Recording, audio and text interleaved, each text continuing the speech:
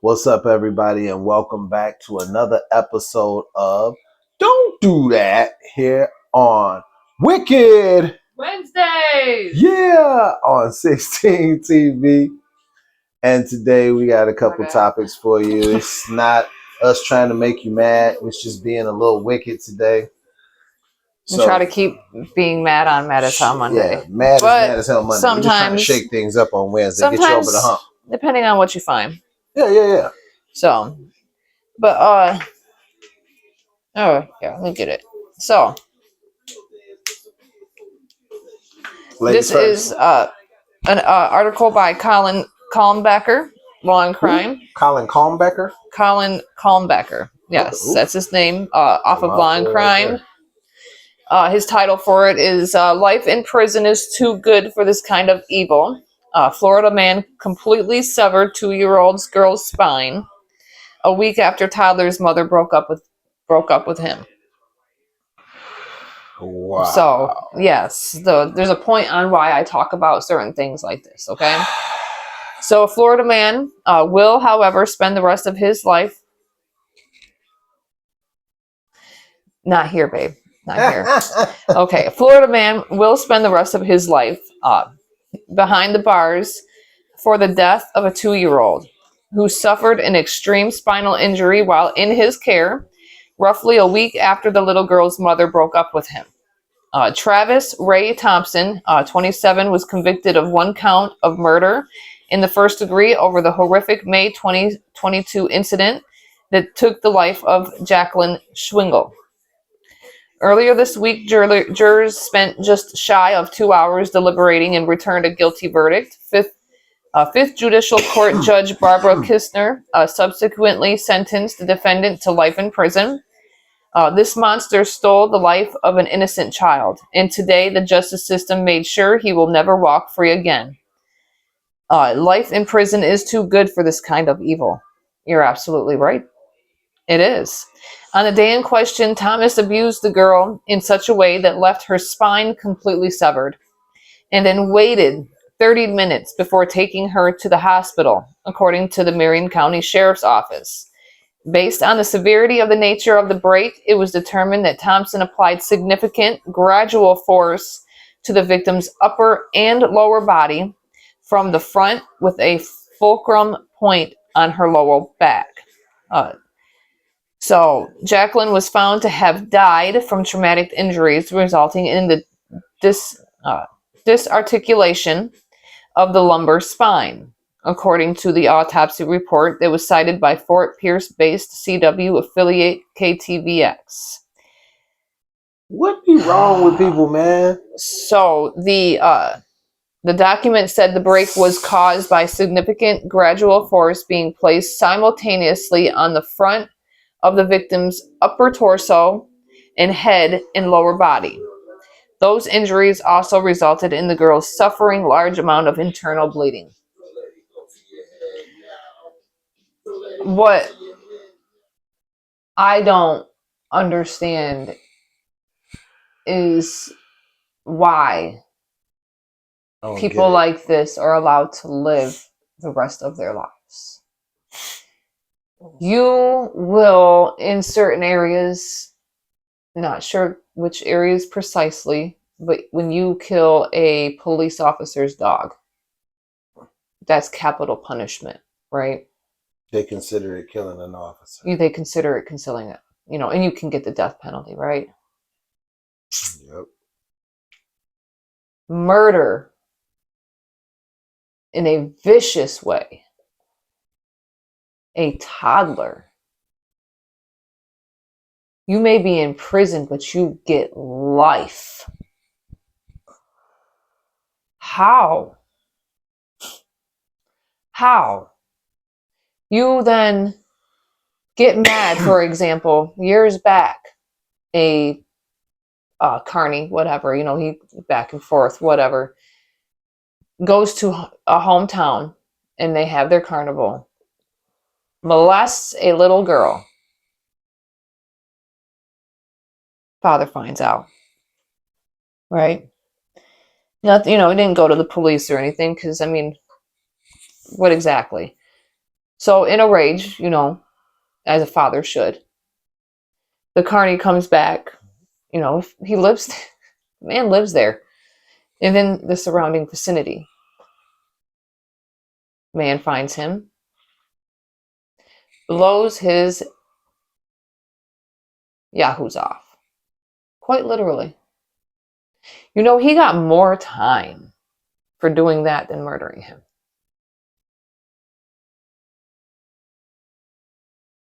So that man was allowed to touch and destroy that child's life.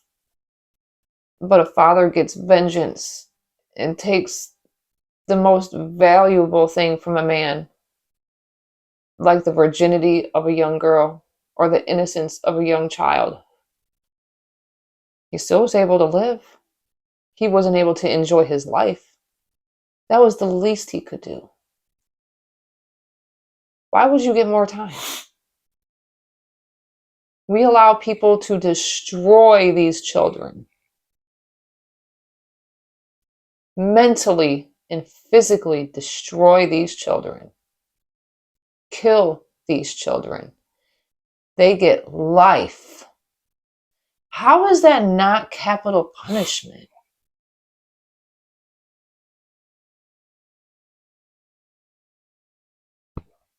Two years.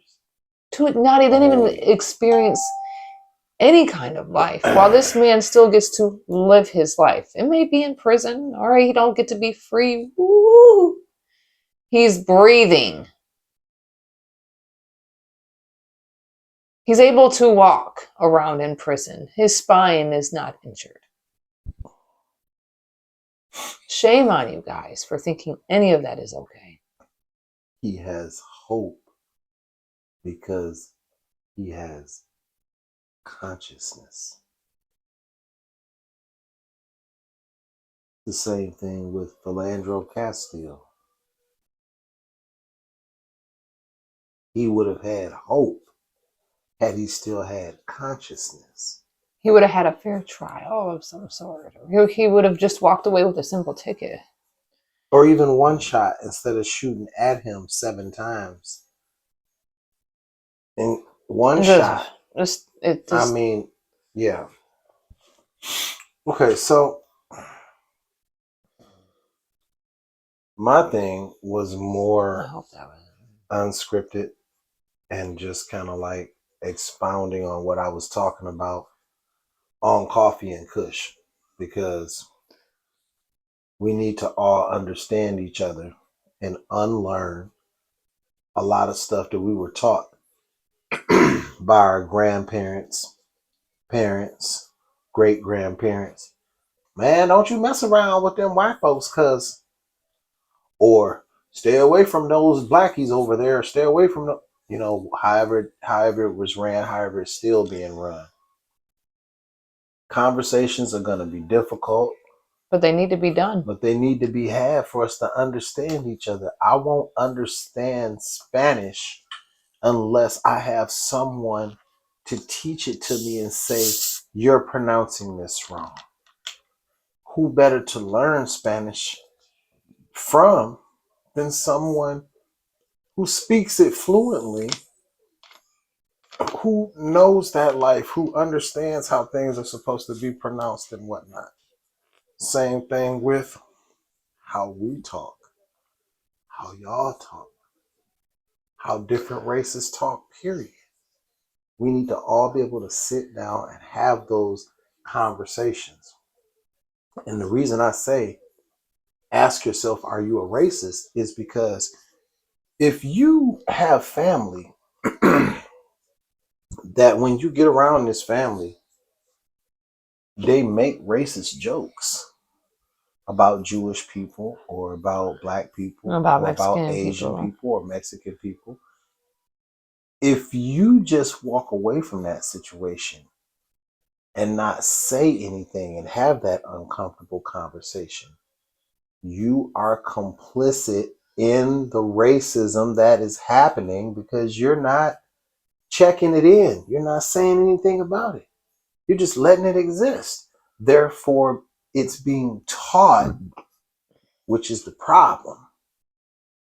Black people are teaching it to their kids. The white people are teaching it to their kids, and so on and so on. Stop. If you don't want it to continue, stop teaching it to the next generation. Or give them more education, not less, instead of erasing our history and taking away the uncomfortable parts of our history that educate people on how heinous everything was in the onset, in the beginning, things that we have done to each other or that were done to us by you. By trying to erase all of that and not wanting to talk about it. It's too uncomfortable to talk about. Yeah, why wouldn't it be uncomfortable? But in order to ascend, as I said in the short, these conversations need to be had. We need to be braver. We need to do better. I don't want to see a race war. I don't want to see that. I don't think anybody wants to see that. And another question I wanted to pose is, why, if I'm in a biracial relationship, or if you're in a biracial relationship, where's the flip side? You're the black woman with the white man. Or you're the black woman or black man with the Mexican woman or Mexican man. However that goes.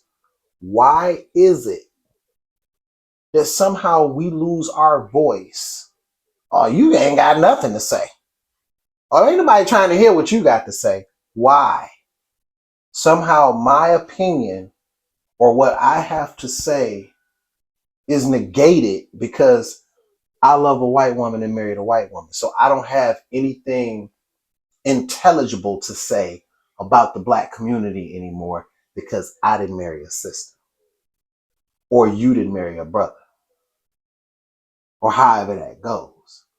It's crazy how our race will turn against us on certain things if we marry outside of our race. And that's for every race. It really is. It's crazy. It's the same. Family turns against you. Yeah, they do. Friends turn against you. Mm-hmm. They sure do. They don't want to hear nothing that you got to say because you did something that went outside of their parameters. So your conversations don't matter anymore. Let that soak Your opinions don't matter anymore. None of that matters anymore. Because, see, the thing is because you wanted to marry David instead of Devontae. Mm-hmm. Because you wanted to settle down with Candy instead of Karima. Now all of a sudden, I'm not black enough. Or she's not white enough.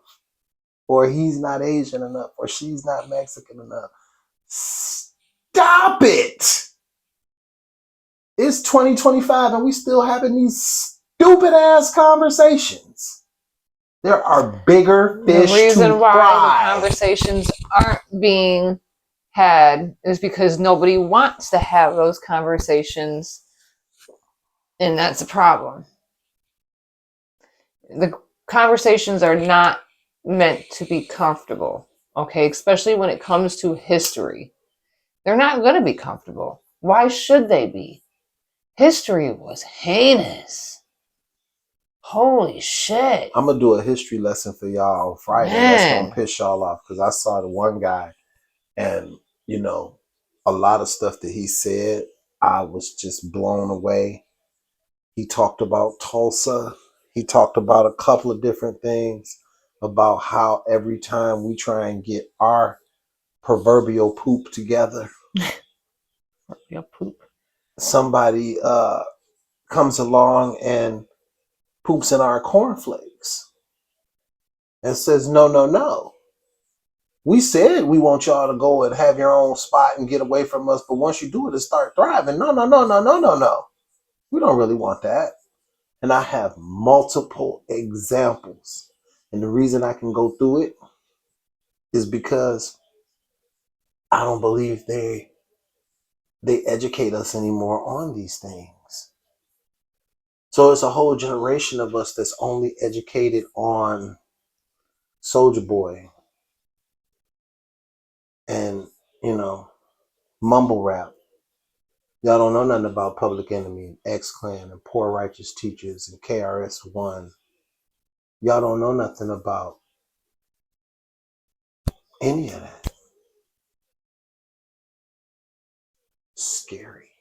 All right. So, turn this down. And now, we've come to that segment of the show. That part. So, we're going to talk about a child. His name was Terrell Miller. All right. This happened in Macomb, Illinois. He was age 4. Whoa. Now, again, it didn't come up like the Wikipedia ones like I normally would read off, like how I did on Mondays. I was only able to get the news article from news channel ABC 20 by KHQA staff. All right. That was crazy. If y'all like tripping because I'm over here tripping, like my cousin's name is Terrell Miller. Like that for real fucked me up. I'm like, I know it's not him because I just like literally talked to him on Facebook the other day, but bro. Exactly.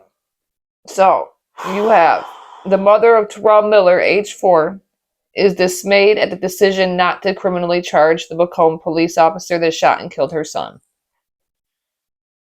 Kiana Miller, the mother of Terrell Miller, age 4, is dismayed and disappointed that authorities have declined to criminally charge the Macomb police officer that shot and killed Terrell on March 16th of 2024. At a press conference held on July 29th of 2024 outside the Macomb Police Department, Marlene Suarez, attorney for Kiana Miller, summarized the tragic incident when Terrell was killed. I watched the body cam video of Terrell's shooting, and it is as tragic as you can imagine. She continued to say that Miss Miller, her family, and her legal team do not agree with the decision to decline to issue criminal charges against a police officer that fired his gun during the hostage situation. While responding to numerous calls to 911, police heard screams and cries for help from inside Kiana's apartment. The police now had kicked down the door and confronted the assailant, who had 2 knives and had already stabbed Kiana multiple times. Kiana was directed out of the apartment by police officers. At that time, the assailant entered Terrell's bedroom, grabbed him, and stepped back into the hallway where police officers had guns drawn. Within seconds of the assailant stepping from Terrell's room holding Terrell as a hostage, a police officer fired 1 shot. The bullet tore through Terrell's head, passed through, and entered the assailant. Both of them died at the scene. Oh, whoopsie. Sorry. So, that was the wrong one. It had exited out of the screen. And that kind of pissed me off. Yeah, that's crazy. Now, whoa. We believe that the police officer acted recklessly and not within standard guidelines for the use of deadly force. They never do. Terrell was just a little boy, and he didn't have a chance. Kiana Miller has been patiently waiting for the results of the official investigation, which was conducted by the Illinois State Police. The Illinois Appellate Prosecutor's Office made the decision to decline criminal charges based on that report. I feel like Terrell will never receive justice. He died for nothing. Ms. Suarez is requesting that authorities review the case again and reevaluate the decision on whether or not to charge the police officer. She stated that Ms. Miller will not give up on her quest for justice for Terrell. We intend to hold the Macomb Police Department accountable for Terrell's tragic death and will be pursuing civil remedies. It's always you take away the chance of everybody getting some sort of fair trial, fair treatment, and the possibility that there may not be civilian casualties. That you always want to shoot to kill. The default setting. Shoot to kill.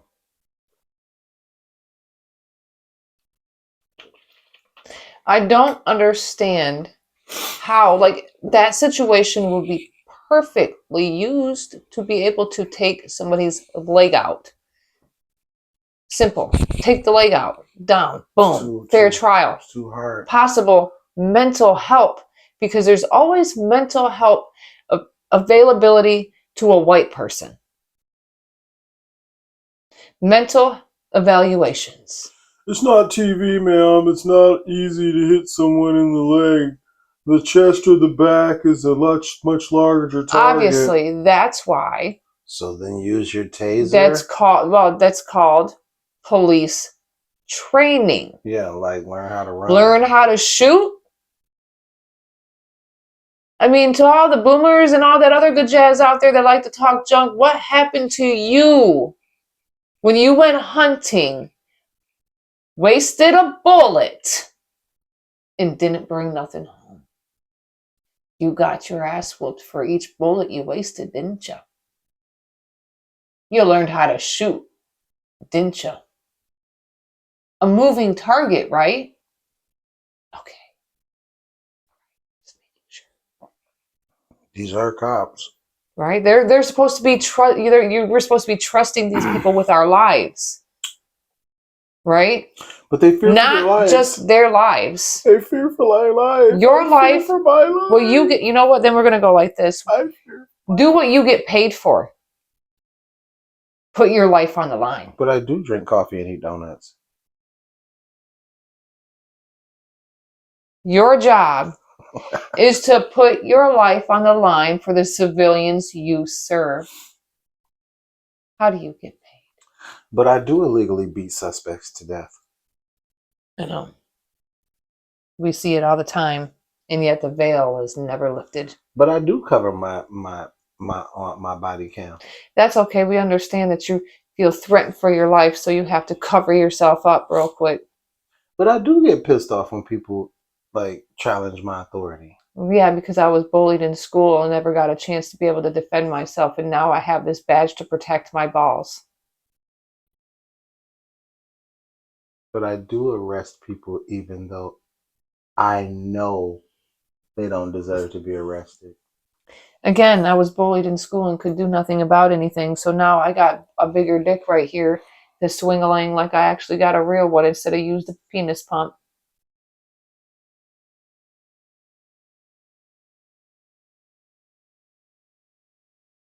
All right, guys, thanks again for coming out and seeing us, as always, on this Wicked Wednesday, and we can't wait to see you again on Fit Fridays. So we'll see you again. Don't forget to like, comment, share, subscribe, get notified. Make sure you hit up House of Dink for these rocket sticks as well. Pieces.